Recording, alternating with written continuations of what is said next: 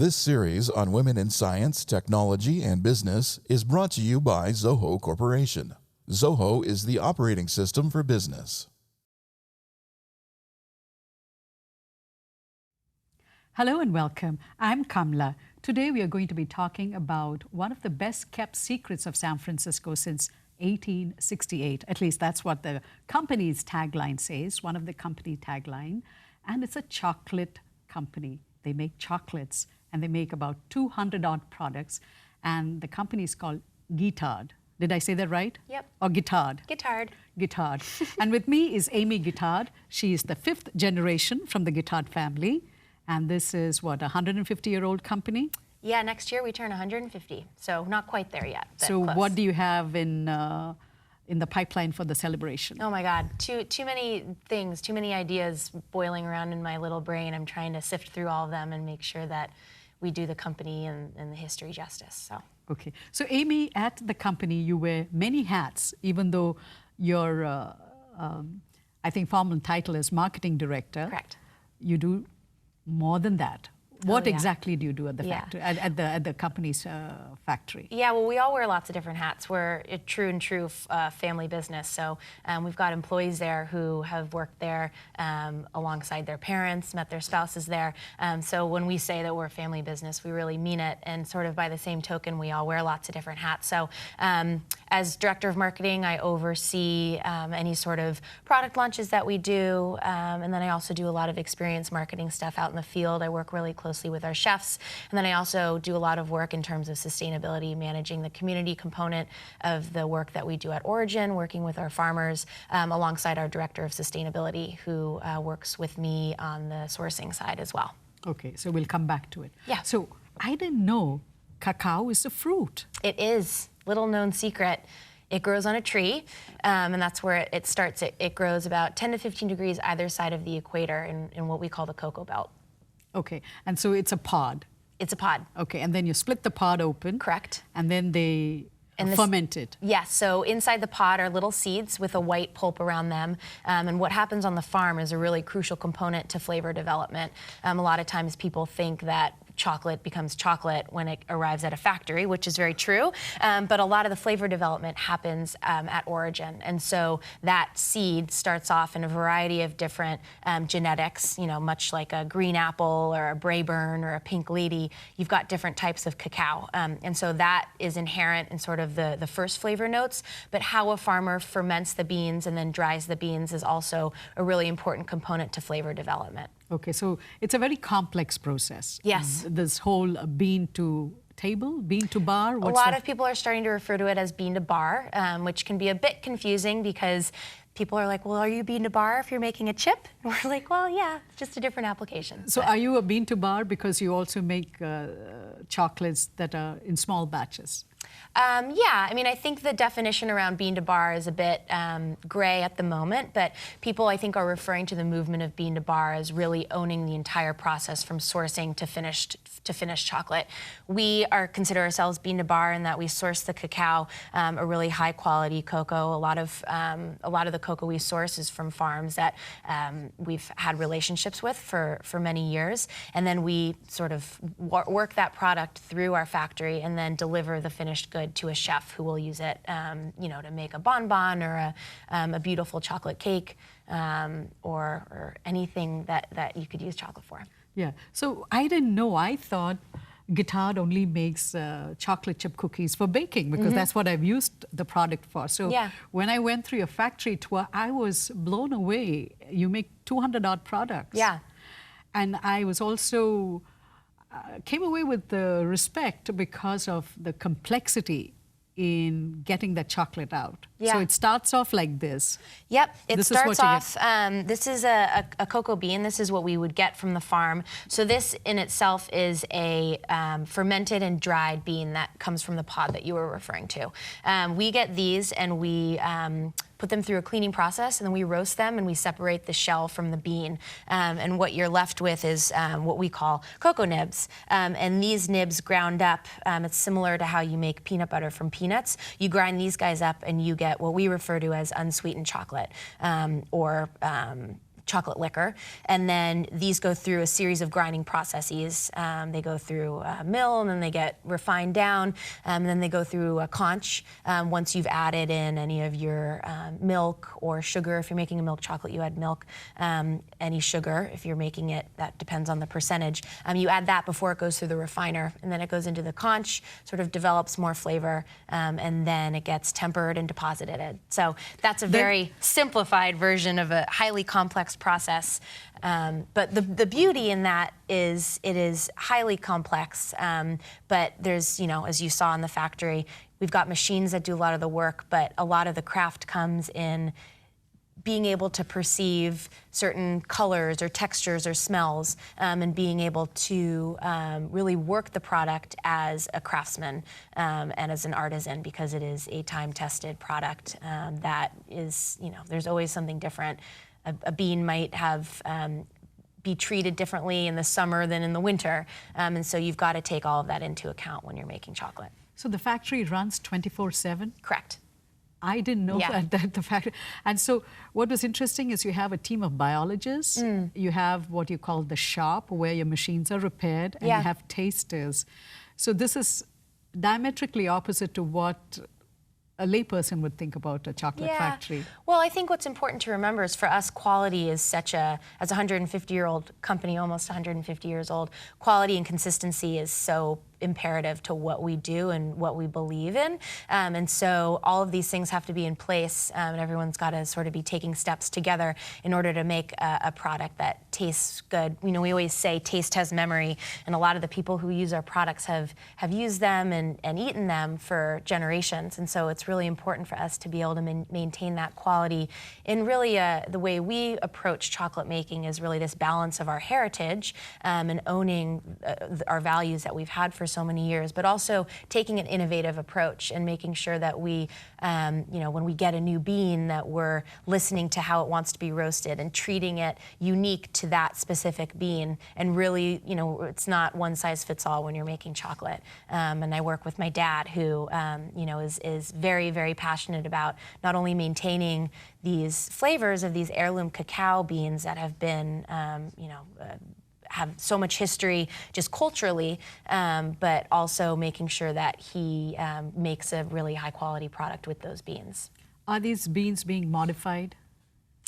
In terms of modification in our factory, we don't do anything to the beans themselves. No, out there in the field. Yeah, I think there's, just like any agricultural product, there's a lot of worries and concerns about making sure that there's enough, that productivity is high, and for us it's more of a balance, not only just producing a lot, but it's also how can you produce more, give more to the farmer, make sure that they're getting, we pay a premium to farmers when we buy their beans, because we value so much of what they do and want to make sure that they're rewarded for the hard work that they do and the quality product that they cultivate. But for us, it's also, making sure that quality is also part of the conversation, and flavor more specifically. We've initiated some programs at Origin. The first one was in Ghana. We're expanding into Cote d'Ivoire to make sure that the teams on the ground, the scientists that are put in place in partnership with the government, are aware of the planting material that they're giving to farmers, and that they know what they're encouraging for propagation, and making sure that they taste good, and that they're not just giving out beans that sort of, will just be highly productive. It's so important to have that inherent flavor that's known for those regions and not lose it. It's like the heirloom tomato. How often do you slice into an heirloom tomato and it tastes nothing like what you know as that flavor from years ago? Right. So one of the things that has come up with the chocolate industry is that there are child labors involved. What is Guittard doing to address that concern? Yeah, I think child labor is a really it's a really sensitive topic, because so much of it has to do with cultural notions, and there's a lot of education that's happening on the ground. We're members of the International Cocoa Initiative, which is a international NGO that focuses on child labor remediation and mitigation, and a lot of it has to do with educating communities around what kids can and can't do. And farmers, just like in the States, families have farms and their kids go and milk the cows. And so at Origin, where cocoa's grown, it's important to teach families, it's fine to have your kids work on the farm, but there's things that they can and can't do.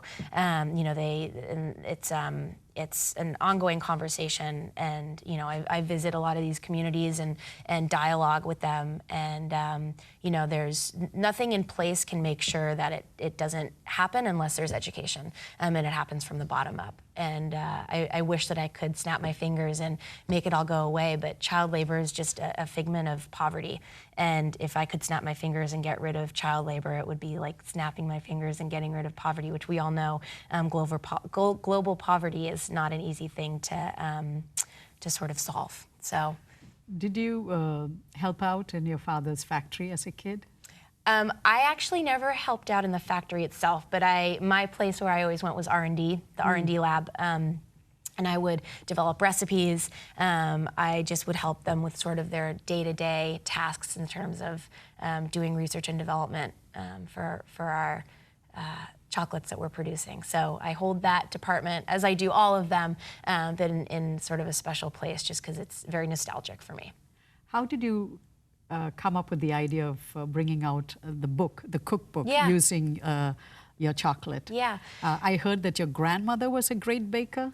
Well, my grandmother, she wasn't so much a great baker, but she certainly spent quite a bit of time in the kitchen. But she, we have this old recipe book that sits on my dad's desk, and it is recipes for different bags of beans that we would use to make some of our old chocolates. And I actually started the process of writing the book when I was still in college. I was a big baker in college and wanted to sort of share the recipes. You went to Barnard in New York. Correct, okay. Yeah. And I did a lot of baking, and I worked from a little sort of staple-bound book that we had made at Guittard. And I would always reference it, but I always wondered what the stories were behind the recipes, because there was just sort of a title and a list of ingredients. And so I sort of started the long process of writing it, and then I took a hiatus. And it wasn't until I came back to Guittard when I was walking through my dad's factory and saw the recipe book on his desk and sort of had the idea, here we are telling the story of how we make chocolate with number of bags from different origins into different products, but we don't tell the stories of how we celebrate that chocolate within our family. So that sort of started me to think about writing the book, and then it all was, from there. I guess I shouldn't be surprised because you majored in literature and anthropology, and it's all about telling stories, connecting with people. Yeah. So maybe like your grandmother connected with people through her baking. Yeah. That's what you want to do. Yeah, actually, I mean, as I said, taste has memory, and food, it's such a beautiful thing to work in, especially chocolate. I always am humbled by the fact that cacao itself has such a rich history, and then you look at cocoa and chocolate and different ways people use it, and it's a very nostalgic product. Just even within the U.S., people, I hear stories of people baking with the same product for their kids that their mom made for them, and that's a story. We all, life is about stories and sharing and food is a great. Food. Yeah, I mean, it brings us together, and it's also a catalyst for creativity. For me, what we do is an art, and it's our job and duty to honor the artistry that the farmers sort of invoke on the cacao at origin, and cultivating it and fermenting and drying it, and then we get it, and it's our duty to sort of dial up that creativity and sort of add our own to it, and then we hand it off to someone else who can then sort of bestow their own level of creativity, whether it's in their home kitchen or whether it's a pastry chef making a bonbon that someone will gift to a family member.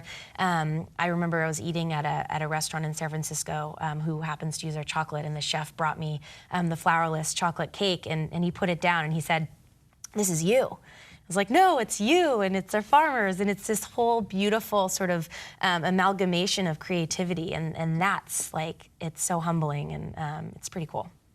So let's switch to this. This has had me confused. When I go to a grocery store, I'm confused. There's 70%, 34%, 64%. What Yep. do these numbers mean when you look at a chocolate bar? And when did it come? It can be very confusing. So percentages is a way to indicate the percent of cacao mass. So when you make chocolate, as I said, you grind beans, and then those are used to make the bulk of the product. But if you're adding milk, that takes up a percentage of the final product. But you still have the base amount of cocoa. And so your percentage is indicative of how much of the actual chocolate is in there. Percentage also includes added cocoa butter. And so you could have a 70% that is 65% cocoa beans with 5% added cocoa butter. You could also have a 70% that is pure cocoa beans, cocoa mass. So that configuration could be, you can tweak that configuration. Correct, yeah. And so a couverture, which is a lot of what pastry chefs use if they're wanting to enrobe something, it technically has more cocoa butter in it to make it more viscous, more fluid. It's easier to work with. So if a consumer's shopping for a product to eat and they're looking for something really intense, they're gonna wanna look at the percentage. The higher the percentage, the more cocoa solid is going to be in it, but they should look to make sure they're aware if there's added cocoa butter. For instance, our 85% as well as our 72 have no added cocoa butter. So it's just cocoa. It's just cocoa, yeah. Whereas our 91 does have a little bit of added cocoa butter. So a consumer might taste the 85 and think that that tastes more intense than the 91. So it's kind of fun to be able to taste all together. I always encourage people to taste as much chocolate as they can, not only to pick up the nuances of the flavors and sort of train their palate, because origins taste so vastly different, but also to start picking up on the intensity level. Let's go back to your great-great-great-grandfather? My great-great-grandfather, Okay. Etienne. He's the gentleman who came all the way from France thinking that he was going to become a rich man, panning for gold. Correct. Gold rush. Yep. What happened? Yeah, he came to San Francisco with chocolate from his uncle's factory in France to trade for mining supplies. So his uncle had a factory? Correct. Yeah. Okay. Yeah, in France. And he brought chocolate with him to trade for mining supplies. And you know, San Francisco was so saturated with those looking to strike it rich. He realized that the merchants were the ones that were making more money than the majority of gold miners. So he went back to France, sort of finessed his skill, and then he returned to San Francisco and opened our first factory in 1868. And back then, Where? It was on Sansom Street. So at the bottom of Nob Hill, kind of. Yeah, right along the Embarcadero. Yeah. You know, if you think about it, it was like all those companies were down there. There was Folgers, MJB Coffee, Hills Brothers, all these commodity companies that were situated right along the Embarcadero where they could just get their provisions quite easily. But back then, you couldn't just do one thing. So we were diversified, and chocolate is a grinding industry, so we started selling things that you could grind, so coffee as well, teas, spices, in addition to chocolate. And then the big earthquake of 1906 happened, burned half of San Francisco down, including our factory. And so MJB Coffee actually helped us sort of get back on our feet. It was a really tight-knit community back then. And we were temporarily on Commercial Street, and then we reopened on Main Street. And it was at that time that we consolidated down just to chocolate. And we were there until about 1954, when the city decided to build the Central Freeway over our factory. An eminent domain pushed us out of the city, and that's when we moved down to Burlingame. Okay. So our hearts and souls are in the city, but we're actually manufacturing in Burlingame. And then you opened a new facility across the bay. Yes, we have a facility up in Fairfield, and right now we're doing, that's a warehousing facility, and we do some packaging up there as well. And then we're going to be expanding in a short while as well. Oh, so you're going to be expanding? A little bit, yeah. Okay. Yeah. What did you think you were going to become when you were a young kid? Oh, God. When I was a kid, I wanted to be a bus driver or a cheerleader. Okay. Did you fulfill the cheerleader part? I think I was a cheerleader for Halloween one year, but I think there are some parallels between both in terms of what I currently do. Because you're taking your big bus down the freeway. Yeah. So yeah, I mean, I think when I was a kid, that's what I wanted to do, and I went to college and was intrigued by the the beauty of literature and being able to study culture through word. And then cultural anthropology was just another draw for me, and the study of behavior and culture through ethnographic sort of observation. And so that's coming in handy now, because I know ethnographic, Yeah, it's very funny how things work. I think that I just followed what was interesting to me. And I remember I had a high school teacher who told me, why would you want, I told her that I wanted to study literature when I went to college. She goes, why would you do that? It's so hard for you. And I kind of looked at her, I was like, because I love it, And then I went to Barnard and studied literature, and it certainly wasn't easy for me. It didn't come easily, but it was a passion of mine. Why did it not come easily? I've never been a student that things come easily. I have to work really hard to do well, and so I think that certainly didn't stop me from pursuing a study that I thought was really interesting and intriguing. So. Yeah. Where did you go to high school? I went to Lick Wilmerding, so I know how to weld. That's in San Francisco. Yes, yeah. And it has a technical aspect, right, the school? Yeah, absolutely. So each student, when I was there, we had to focus on a particular sort of shop area, and I did metal. So I was a big welder in high school, and the shop guys at work are always joking around with me, asking me to help them weld certain machinery. So you've used I don't trust my skills anymore to hold a chocolate tank together with my... But you've used a lathe and everything? Yeah. Okay. Yeah. Okay, so that's what you did. Did you ever go back to the teacher and tell her what you're doing now? The one who said... I have not, but one of my favorite professors from Barnard, I told her about my cookbook. I sent her a copy, and she really appreciated it. So it was her course that actually sort of instigated me to want to tell the stories behind the recipes. It was just a creative writing course, which is ironic because I didn't focus in creative writing, but Professor Ellsberg certainly got me off on the right track in terms of inspiring me to write the cookbook. Okay. Did I read right that you also interned at Simon & Schuster? I did, yeah. My senior year of college, I interned in the children's coloring book department.